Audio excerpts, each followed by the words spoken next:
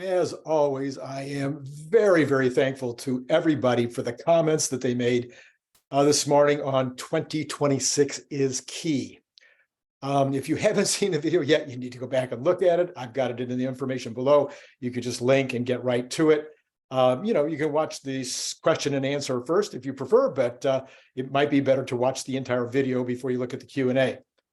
I think it's important to make this video responding to the questions this time. I never do that. This is the first time I've ever done a video responding to the questions and comments, but we had many, many common questions, and some of them are questions I've even heard outside of this morning's video. So I just thought it was appropriate to do this at this time. And then there were some questions this morning that were really quite unique. This is Randy Kirk. If you like the kind of content that I've been putting up, then please hit the like button. If you want to be notified about amazing videos that are coming up this week, including one where I'm going to spread 2023 for you, and then also 2024. I might do that in 2 sessions, and that also might be moved back 1 day or even 2 because I've made some changes. Anyway, hit notify, so you need to subscribe to notify, and that way you'll be notified about these upcoming videos. Also, we have the new morning show. You might be interested in that. That'll be the first time that'll be on is Tuesday morning this week because there is no market on Monday. All right, let's talk about don't forget Patreon. Thank you so much for the people that have been signing up this week. Lots of people signing up right now for Patreon. Well, there is a 7-day free trial, so that's a good reason to do it. All right, first of all, I probably failed to properly communicate what it was about this video that made me feel it was special and important and worthy of your extra attention.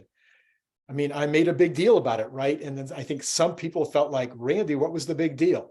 It's just you putting out some crazy numbers about 2026.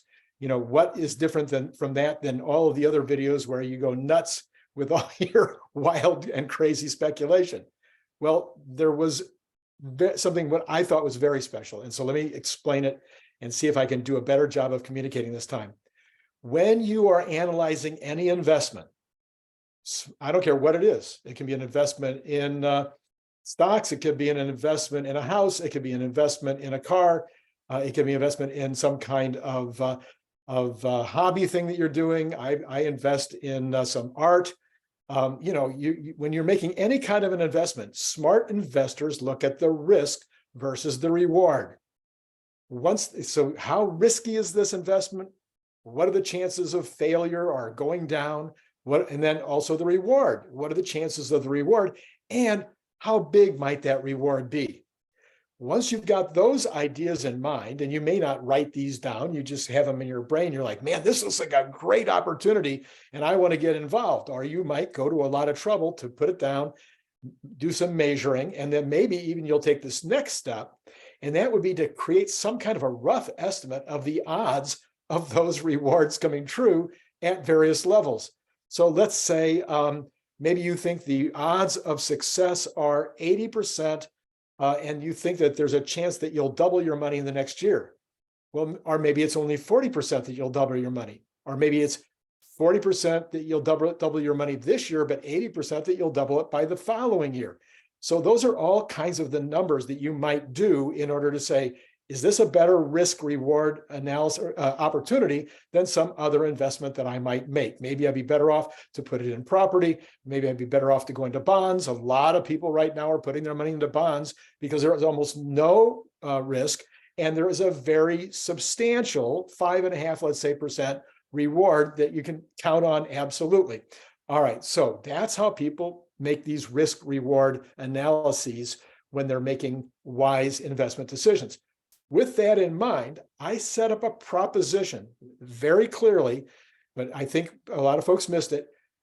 The proposition was that the vast majority of those who are paying attention to Tesla, they're reading about Tesla, they're watching videos like this about Tesla, they are watching the stock on a daily or at least a few times a week basis, and they're trying to be wise in their analysis, that they would conclude that both Robotaxi and Optimus will be available and producing revenues and profits by 2026. In other words, maybe there's only a 20% chance of both of those things or either one of those things happening in 2023. Maybe it's a 40% chance that either one or both of those things could happen in 2024. Maybe you'd say there's a 60% chance that that would happen in 25, but maybe it's an 80%. Maybe in your mind, it's an 80% chance that both of those things will happen in 2026. Maybe it's higher than that. I feel like there's an almost 100% chance, but you know I'm an optimist. I think there's almost zero likelihood that we will reach 2026 without a robot, and functioning, operational, useful robot selling in the millions. You, of course, know if you watch the channel, I think that'll happen next year, but I'm a really big optimist. But I'm saying, put aside all your optimism, maximize your skepticism. Don't you think there's a 80% chance that one or both, and probably both of those things will happen by 2026? So this was my big idea, is forget about 23, forget about 24, forget about 25. Concentrate on 26 when these two massive game changers, world changers, are almost 100%, in my mind, going to happen. And let's look at what the value would be if they did and try to put some numbers on what those sales, what those revenues might look like, what those profits might look like, what the margins might look like, et cetera, in 2026, along with the rest of the company, where we already know. I mean, we've got the cars, is it going to be 5 million or 6 million? We've got the energy storage. Is it going to be, 40,000 a year or 60,000 or 80,000? Those are numbers that you could speculate, but I made some speculations and you can agree or not agree. I think, again, that what I was showing you was 80% likely with regard to sexy autos plus the Cybertruck. I think it was 80% likely that my numbers are right with regard to energy storage, et cetera, et cetera. All right. So I believe that this is the point where these two divisions, these big divisions, will start to make serious profits. So from an investment standpoint, it made sense to create those projections. That is the big idea. Please comment below. Please let me know if that's still not clear. Okay.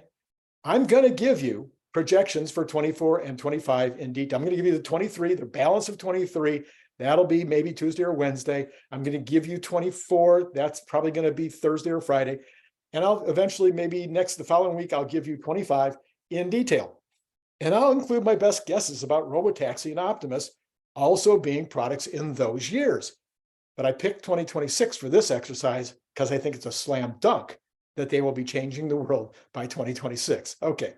Again, please comment. Please let me know if there's anything about that is still confusing. All right.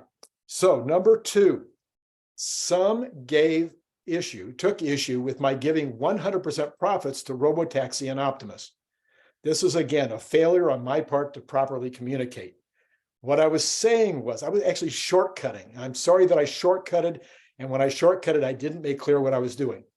So for instance, let's say that Optimus costs $6,000 to build. That's been an estimate by experts. Several experts think that it'll be around $6,000 to build it. Let's say it has a useful life of 6 years, and that the customer service and overhead on the lease would cost about $2,000 per year.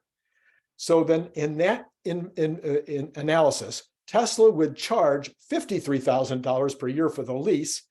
They'd have the $2,000 cost and $1,000 of the $6,000 of the build cost to put into that. And so their net profit per year would be $50,000. That's what I was trying to say. Their operating profit for each of these bots would be $50,000 per year. So if that doesn't, I hope that clears it up. That's what I was using, is the net operating profit rather than spreading it out in those details that I just gave you.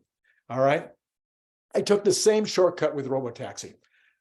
The net operating profit on Robotaxi commissions at 25 cents a mile. So right now, most people that are speculating are saying that the rate per mile on the Tesla Robotaxi that the owner will charge will be somewhere between $1 and $2. It'll have to undercut existing ways of getting around by taxi. So it'll be somewhere in the beginning, it might be $2, then $1.50, coming down to $1. Anyway, and that Tesla might take 25 cents of that $1 or that $1.50.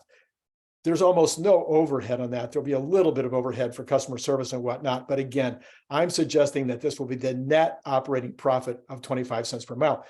Quite frankly, that is probably the rate that it will be, let's say in 24, 25, or 26, maybe even 27. But by 28 or 29, competition might start driving that down. Many people believe that the operator, the owner of the car, will only be able to charge 25 cents a mile. And at that point, Tesla might be at 10 cents or less in terms of their commission. But that would be, downstream. All right. So then number three, a number of people thought that charging $50,000 a year for Optimus to lease Optimus when the cost to build is only $6,000 would be profiteering, and that Elon Musk would never go for that kind of a crazy profit. Well, the problem is that when you don't maximize your profit based on the market, then you get middlemen profiteers jumping into the fray. So the middleman buys it, let's say that Elon charges 20,000. And so then the middleman comes in and he picks it up for 20 grand, even if it's 20 grand a year. Either way, he gets it for 20 grand and he turns around and he goes out and makes it available at market price. Well, that's not anything that Elon wants to have happen. He realized last year that was taking place with the Model Y. To a certain extent with the Model 3, people were buying them and flipping them for a $10,000 profit. And Elon says, no more of that. It's way better that the owners of the company, you and me, the stockholders, that they make the money, not some middleman profiteer that jumps in because there's a mismatch in the valuation between the companies, what the company's charging for it, and what the public is totally willing to pay. So anyway, that is why I think, yes, the Optimus might be even more than that. It's going to be worth probably at least maybe $200,000 a year to a manufacturer, maybe let's say $100,000 a year. Even if it was $100,000, well, wouldn't you pay $50,000 if it was going to replace employees that were costing you $100,000? Of course you would. Okay, so of course there are number four. Of course there are a few who don't think Optimus and or robotaxi will be earning any revenues in 2026. That's fine. It's okay. There is no guarantee, and that's a perfectly legitimate position to take. However, as I noted above, stock market investing is about looking at this risk reward, and then based on the available information, what are the likelihoods of rewards versus risks? Well, in this particular case, the rewards are so massive.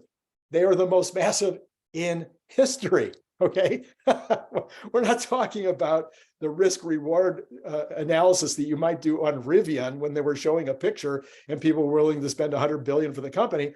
No, we're talking about a reward that is in the trillions. There's never ever been a company that's done $1 trillion in sales.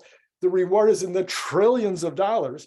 So therefore, when you analyze that versus a risk of almost nothing, because the cost that Tesla is putting into the robots is going to be de minimis by comparison. Anyway, I think you're starting to get the point. The rewards are massive. They're unprecedented. There's a very low likelihood, and even a low likelihood of success would increase the value of the current investment. If you only think there's, like Elon said when he was starting SpaceX, he says, I only think there was a 10% chance of success. But if it's successful, the reward is massive. Okay, that's how he made his decision. All right, number five. Some, as usual, think that I'm off my rocker. They think I'm an Uber bull. They think I'm a fanboy. They think I'm out of touch with reality, and they might be right. I don't, let's face it. I am a very optimistic guy. But very few people who make those statements are willing to state the specifics of where I'm wrong. So I would love to hear your specifics. Please, is 6 million sexy plus Cybertruck cars in 2026 crazy? I gave you two options, 6 million or 5 million. Is 5 million crazy? Is that like an impossible number, or is it the likely number? But say, Randy, I think that 5 million cars by 2026 is way too high because, and then make your case. I will guarantee you that is a comment that will get an answer. If you give me the detail of why you think I'm nuts, but I need the detail. If you just say you're crazy, Randy, you're just off the charts nuts, I'm probably not going to answer. I'm probably not even going to, anyway, you get my point. So I want to know, is the number of Cybertrucks, is 500,000 a year crazy? Is, a million a year crazy by 2026? Why? What's in the way? We actually had one person that did think Cybertruck was too crazy. I responded to him in great specificity. All right. My bear case. Okay, that's it. All right. I think I've covered that. All right. Number 6. What about Optimus? If there is a working Optimus by 2026, are my suggested shipment numbers too crazy? Why? Is my lease amount too crazy? Why?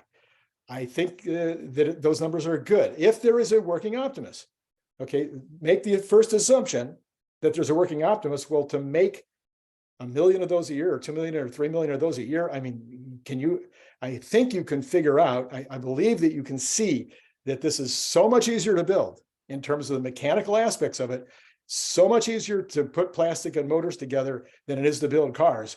The ramp on this is not going to take that long. So anyway, tell me though, what is it? What is the limiting factor? Mechanical limiting factor to building 3 million of these a year or 5 million of these a year once the ramp up starts, okay?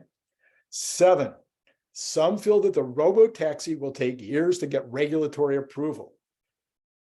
So that, that's a very sensible question to ask. So that's why I wanted to be sure and answer it. But you know what? There's already automated taxis working in San Francisco and Arizona. I believe there's been an approval for automated taxis in China. Florida says, bring them on. They're already legal in Florida.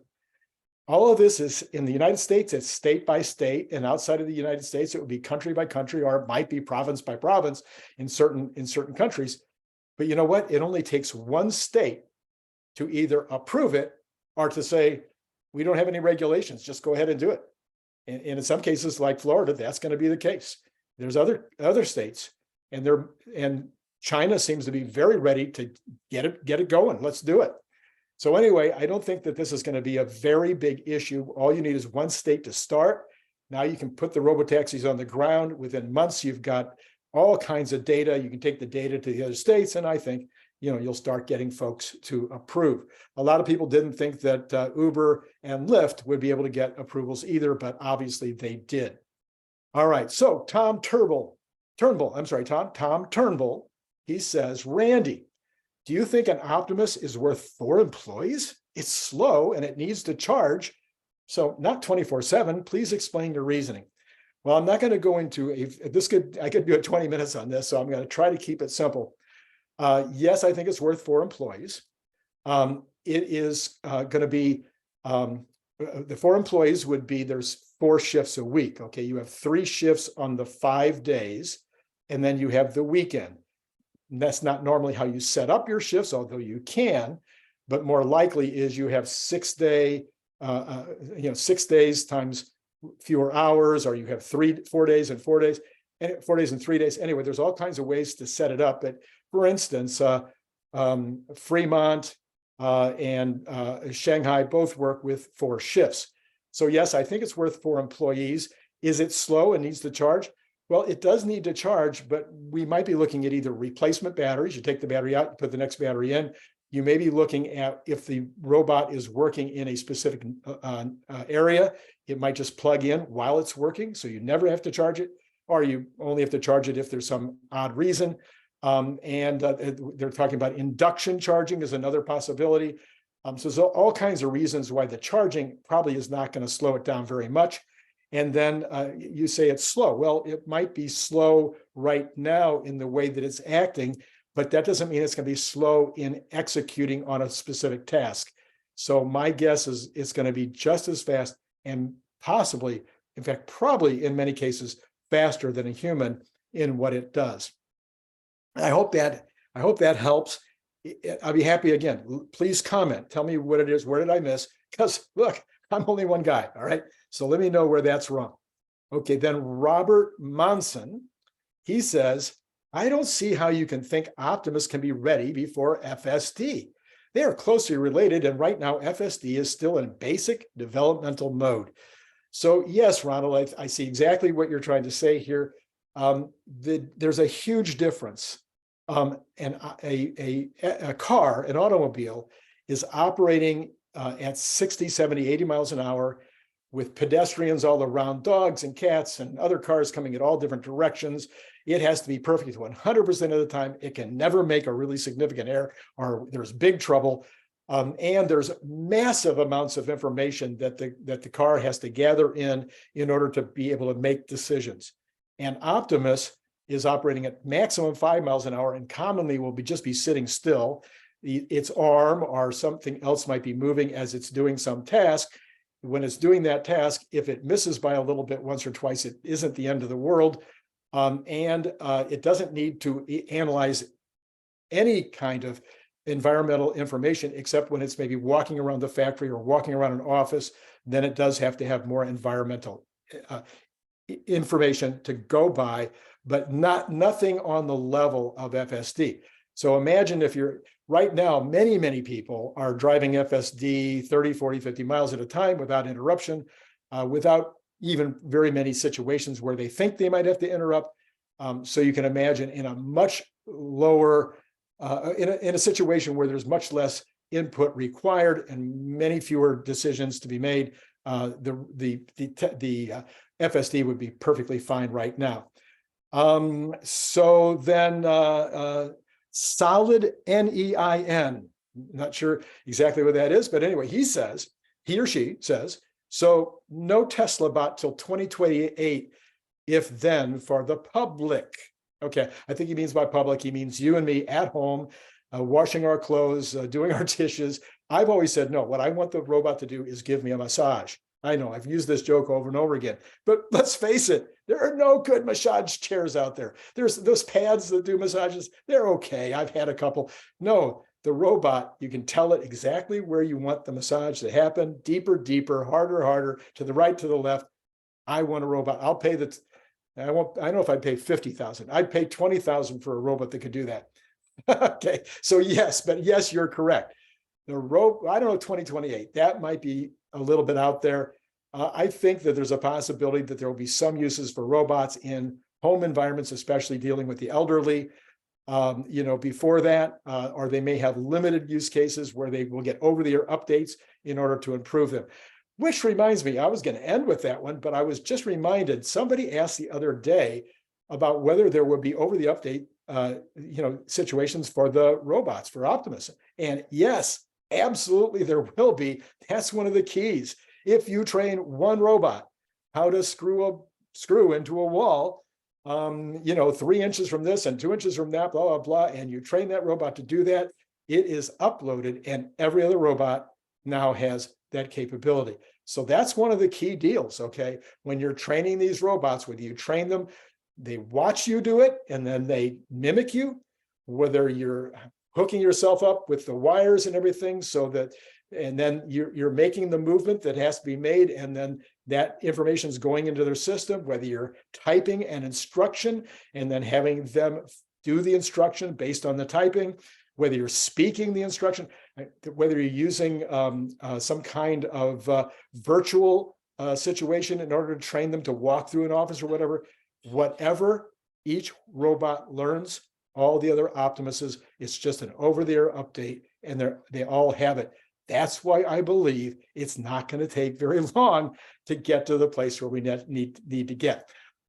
Okay, I think I've done it. Those were the most important questions that you were asking. If you like this content, if you like, maybe from time to time, I'll do a Q&A like this. If you liked it, please hit like, hit subscribe, hit notify. If you want to see those spreadsheets next week where I explain 23, 24, and eventually the next week, 25, in terms of where I see the Tesla going during those next 3 years.